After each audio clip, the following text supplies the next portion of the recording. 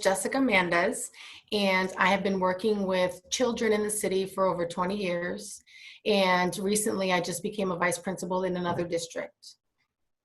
So I didn't know much about COVID when it first came out because for me, it felt so far away until one day they just decided to close our district and they said that they were closing it for a deep cleaning and they were making it like something very light. So it didn't feel like it was something to be very nervous about. And then I remember my daughters and I getting really nervous because we were watching the news. And on the news, it was all like just gloom and a lot of really, really scary stories.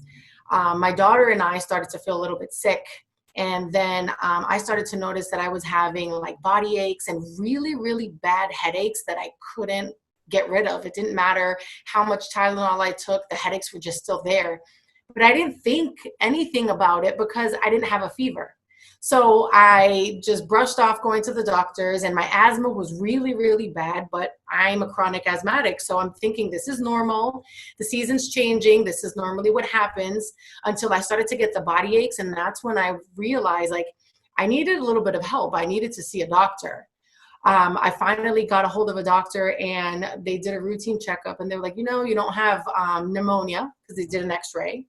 And then they were like, you don't have a fever, but let's just do the test just in case because you have other symptoms just so we can rule it out.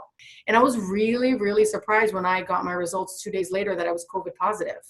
When the doctor told me that I was COVID positive, I got a little bit freaked out because I felt like the doctor was surprised that I was COVID positive because I didn't have a fever. So I was like, oh my goodness, if you're freaked out, I'm more freaked out. Like, this is new for both of us then. And I remember him saying the words like, you tested positive for COVID. And then after that, it was like a blur. I couldn't really hear what he was saying. I was just thinking like, oh my goodness, if I have it, then my daughters probably have it. And who else have I been around? As he's like explaining all the precautions and all the necessary things that I need to do moving forward, it was kind of a blur because all I was thinking was like, who else could I have given this to?